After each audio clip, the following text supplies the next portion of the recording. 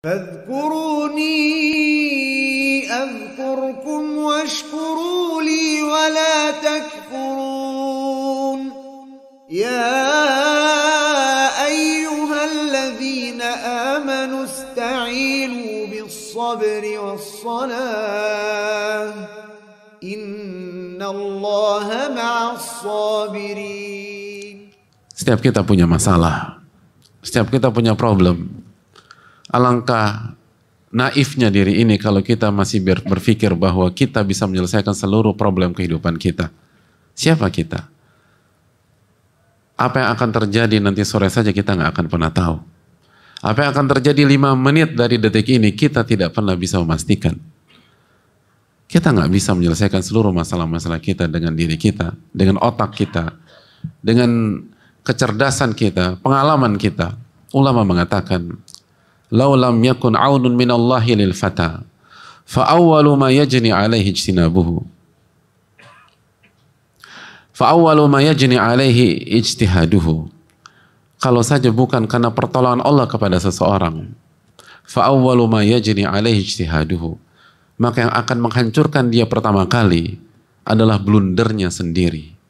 Yang menghancurkan dia pertama kali bukan hatersnya, bukan kompetitornya, bukan penghasat dan pendengkinya, bukan orang yang jahat dengan kita. Yang pertama kali menghancurkan diri kita adalah blunder-blunder kita, kesalahan kita dalam melangkah, kesalahan kita dalam menganalisa, kesalahan kita dalam membaca masalah, kesalahan kita dalam berpikir, kesalahan kita dalam membaca sebuah kejadian yang ada di dalam diri hidup kita dan di hadapan mata kita. Itu yang membuat seseorang hancur sebelum dia dihancurkan oleh musuhnya, sebelum dia dihancurkan oleh pendengkinya, sebelum dia dihancurkan oleh penghasadnya, sebelum dia dihancurkan oleh hatersnya dan orang-orang yang benci kepada dia. Tapi kita lupa tentang ilmu kehidupan ini dan kita selalu berpikir keluar, jemaah. Kita selalu berpikir orang lain. Padahal yang menghancurkan kita ada dalam diri kita sendiri. Kita selalu berpikir bagaimana kalau si A menjegal saya, si B membicarakan saya, si C memfitnah saya, si D membunuh karakter saya. Padahal yang menghancurkan kehidupan seorang bukan ketika si A, B, C, D melakukan itu semua. Tapi yang menghancurkan seseorang adalah ketika dia lemah dan dia tidak beriman dan tidak bertakwa. Lalu dia melakukan blunder dan dia hancur sebelum dia dihancurkan oleh musuh-musuhnya. Oleh karena itu, marilah kita bertakwa kepada Allah. Makanya yang Allah janjikan, ittaqullaha wa qulu qawlan sadida. Bertakwalah kepada Allah dan berbicara dengan benar. Maka Allah akan perbaiki amal kalian. Allah yang akan perbaiki. Allah yang akan perbaiki. Kita nggak perlu capek-capek memperbaiki semuanya dengan diri kita. Bukan itu konsepnya. Allah yang akan memperbaiki. Tapi begitulah manusia. Kalau tawaran itu datang dari makhluk, kita akan antusias menyambutnya. Kalau ada bos kita mengatakan, sebutkan urusan lo, lalu gua akan perbaiki semua. Maka kita akan semangat merespon bos kita tersebut. Kalau teman kita, orang yang sangat kaya di Jakarta Selatan atau Jakarta Pusat mengatakan, sebutkan masalah-masalah kamu, aku akan perbaiki semua. Kita akan antusias dalam merespon tawaran tersebut. Tapi bagaimana dengan Rabbul Alamin? Bagaimana dengan Ar-Rahman Ar-Rahim? Bagaimana dengan Fa'alul lima yurid? Bagaimana dengan Allah Subhanahu wa taala yang mengatakan dengan tegas di dalam Al-Qur'anul Karim dalam surat Al-Ahzab, ittaqullaha wa qulu qawlan sadida. Bertakwalah kepada Allah dan kalau berbicara, bicaralah dengan benar. Maka Allah akan memperbaiki urusan-urusan kalian. Allah akan memperbaiki amalan-amalan kalian, perbuatan-perbuatan kalian. Siapa di antara kita mau menyambut tawaran tersebut? Hanya kita dan hati kecil kita yang bisa menjawab ini semua. Oleh karena itu, marilah kita mengevaluasi diri dan bertakwa kepada Allah Tabaraka wa Ta'ala. Hadirin yang Allah muliakan. Dalam sebuah hadits Muslim, Ubay bin Ka'ab pernah menyampaikan, "Kana rajulun la a'lamu rajulan ab'ada minal masjid minhu." Ada seseorang yang sepengetahuanku, aku tidak tahu ada orang yang lebih jauh tinggalnya dari masjid dibanding dia. Ini orang, kata Ubay bin Ka'ab, adalah orang yang rumahnya, yang tempat tinggalnya paling jauh dari masjid. Sepengetahuanku, saya nggak tahu ada orang yang lebih jauh dari masjid dibanding orang ini. Wa kana la tukhti'uhu shalah. Dan yang menakjubkannya, dia tidak pernah ketinggalan sholat di masjid. Dia tidak pernah alfa dalam sholat di masjid. Dia tidak pernah absen dalam sholat di masjid. Padahal rumahnya paling jauh dari masjid dibanding yang lain. Tapi dia tidak pernah absen dalam sholat berjamaah di masjid. Hadirin Allah muliakan. Faqilalah. Fakultulah. Lalu Ubay bin Ka'ab ketika melihat kondisi orang ini, ia punya ide, ia punya masukan, ia punya arahan. Karena nggak mudah jamaah sekalian Allah muliakan. Jaga sholat 5 waktu di Jakarta saja tidak mudah. Padahal kita tahu di siang hari berapa panas maksimum di Jakarta. Lalu bandingkan dengan kota Madinah pada saat itu. 48 derajat misalnya, 50 derajat. Mudah kita jalan ke masjid sholat zuhur atau sholat Jumat dengan panas 50 derajat. Sebuah hal yang sangat sulit.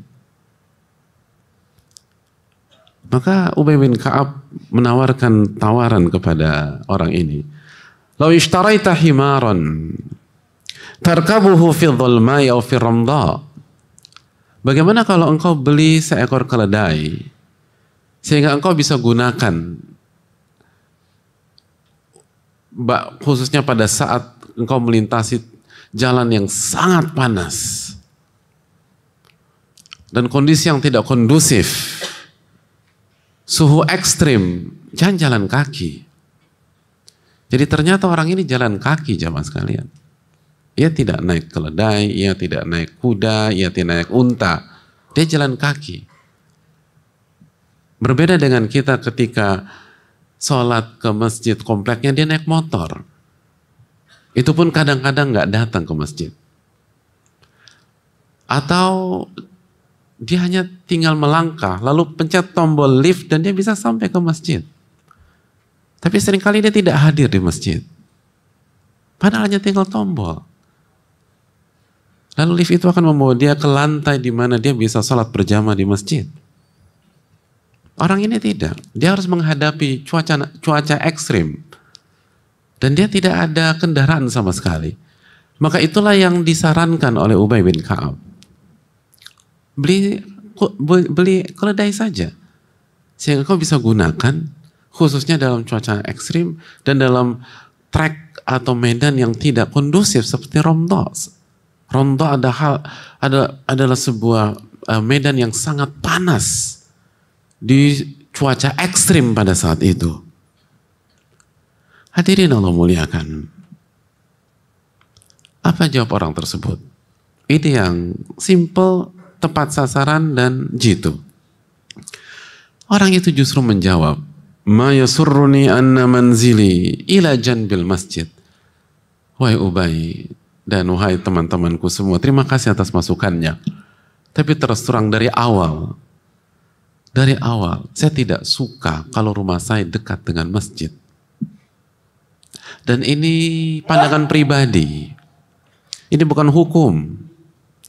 Dan saya tidak memaksakan orang lain. Ini pandangan pribadi. Pribadi saya lebih suka rumah saya jauh dari masjid. Dan saya berangkat ke masjid dengan jalan kaki. Lalu pulang dengan jalan kaki.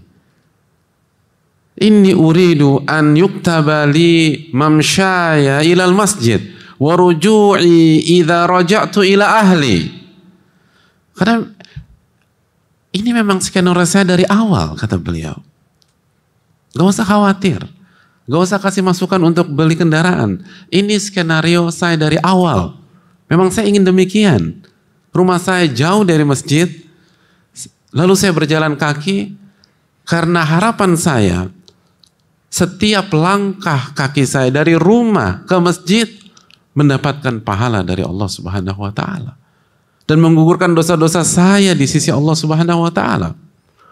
Dan begitu juga sebaliknya, ruju'i idza raja'tu ila ahli. Dan begitu juga ketika aku selesai sholat zuhur berjamaah atau asar berjamaah atau maghrib berjamaah atau isya berjamaah atau subuh berjamaah, lalu aku pulang kembali dari masjid ke rumahku yang sangat jauh tersebut, aku berjalan kaki, aku berharap setiap langkahku mendapatkan pahala dari Allah Tabaraka wa Ta'ala dan menggugurkan dosa-dosaku tersebut. Terima kasih atas masukannya. Tapi memang ini skenario dari awal. Dan orang ini sangat menikmati skenario tersebut. Dan tidak tertarik menukar itu dengan kondisi yang lebih nyaman. Maka Rasulullah SAW merespon ucapan orang tersebut, "Qad jama'allahu laka dzalika kullah." Allah telah memberikan seluruh harapanmu itu semua. Dalam riwayat, "Inna laka mahtasabta." Engkau mendapatkan apa yang engkau harapkan itu. Setiap langkah kakimu pahala. Dan digugurkan dosa. Baik ketika dari rumah ke masjid maupun dari masjid ke rumah. Hadirin Allah muliakan. Hadis ini dikeluarkan Imam Muslim. Aku qouli hadza wa astaghfirullah li wa lakum. Alhamdulillahi wa kafa. Wassalatu wassalamu ala nabiyil mustafa wa ba'd. Ma'asyiral muslimin yang semoga Allah muliakan. Hadis yang simpel tapi menunjukkan bagaimana ketakwaan itu hidup di tengah-tengah keseharian kita. Hadis yang sederhana tapi menunjukkan bahwa ketakwaan bukan omong kosong. Ketakwaan bukan retorika semata. Ketakwaan bukan sebuah hal yang hanya lip service yang hanya bisa diucapkan dan menjadi pemanis-pemanis lisan. Hadis ini menunjukkan bagaimana ketakwaan itu real dan terlihat indah ketika masuk ke dalam sanubari seseorang. Bagaimana ketakwaan merubah cara berpikir seseorang. Ia tidak lagi berpikir tentang panasnya cuaca, beratnya perjalanan. Ya, perjalanan dari rumah ke masjid. Tapi itu berat hadirin. Dan dari masjid ke rumah. Bagi yang pernah umrah atau haji akan merasakan gak mudah. Jika hotel kita 500 meter dari Masjid Nabawi atau Masjidil Haram di tengah-tengah musim panas. Semoga jamaah diundang sebagai jamaah umrah dan haji oleh Allah Subhanahu wa taala. Hadirin Allah muliakan. Dan orang bisa jatuh, bisa pingsan, bisa dehidrasi. Tetapi orang yang bertakwa berpikir dengan cara yang berbeda. Orang yang bertakwa bukan berpikir secara fisik, secara material semata, tapi berpikir secara akhirat. Ia tidak hanya berpikir secara tangible, tapi dia berpikir secara intangible. Ia tidak hanya berpikir tentang keringat, tentang capek, tentang letih, tentang lelah, tapi ia berpikir tentang pahala, tentang keberkahan, tentang pengampunan dosa, tentang kenikmatan jiwa, tentang kebahagiaan. Dan seringkali kita lupakan hal tersebut. Dan kita dihukum karena pola pikir kita itu. Ketika kita hanya berpikir materi, kita hanya berpikir tentang enak atau tidaknya fisik, kita hanya berpikir tentang nyaman atau tidak nyamannya fisik, kita hanya berpikir tentang uang, kita hanya berpikir tentang semua hal yang kasat mata, dan kita lupa tentang ridho Allah, kita lupa tentang keberkahan, kita lupa tentang keikhlasan, kita lupa tentang bagaimana mendapatkan ridho Allah Subhanahu wa taala dalam setiap derap langkah kita, dengan setiap rupiah yang kita kumpulkan. Dan akhirnya apa hadirin? Tidak ada kebahagiaan di dalam hidup. Tidak ada kenyamanan. Tidak ada keluh kesah. Tidak ada tidak ada kebahagiaan, yang ada adalah keluh kesah. Orang ini tidak ada keluh kesahnya sama sekali, padahal ia melewati hari-hari yang berat. Hadirin, berat hadirin. Orang ini tinggal di tempat yang paling jauh dari masjid. 5 kali bolak-balik. 50 derajat. Gak mudah. Tapi gak ngeluh. Gak tertekan. Bahkan happy. Dia senang. Bahkan bisa menolak masukan yang tujuan masukan tersebut membuat dia jauh lebih nyaman secara duniawi. Dia gak mau. Pernahkah kita menolak masukan dari teman kita? Masukan yang tulus, dan masukan itu kalau kita jalankan akan nambah income kita, akan membuat kita lebih nyaman dalam hidup, akan membuat kita mengganti mobil dari yang biasa-biasa saja menjadi lebih baik, tapi kita tolak. Kenapa? Karena kita ingin mendapatkan pahala dari kondisi kita pada saat ini. Siapa di antara kita pernah melakukan itu sekali saja seumur hidupnya? Dan dia lakukan bukan karena berat hati. Dia lakukan karena kebahagiaan yang dia rasakan. Dan dia tidak ingin melepaskan kebahagiaan itu. Dan dia tidak ingin mengganti kebahagiaan itu dengan kenyamanan dunia yang halal. Bukan yang haram, hadirin. Pembicaraan hadis ini yang halal. Dan itulah iman. Pandangan pribadi, hadirin tidak harus melakukan hal yang sama, lalu mulai besok kita kandangkan motor kita, lalu kita harus jalan kaki ke masjid, tidak. Tapi yang perlu kita ingatkan dari hadis ini adalah bahwa ada banyak atau ada pola pikir lain dalam hidup. Ada logika lain dalam hidup. Seringkali kita sudah buktikan sendiri, logika kita tidak pernah berhasil mendapatkan kebahagiaan. Logika kita selalu gagal untuk mendapatkan kenyamanan hidup. Logika kita selalu gagal dalam membuat kita tenang dalam hidup. Logika kita selalu gagal dalam mendapatkan ketentraman dalam hidup. Tapi kita nggak mau mengganti logika itu. Kita terus gunakan pola pikir yang sama. Pola pikir materialistis, pola pikir ahli dunia, pola pikir lupa terhadap akhirat.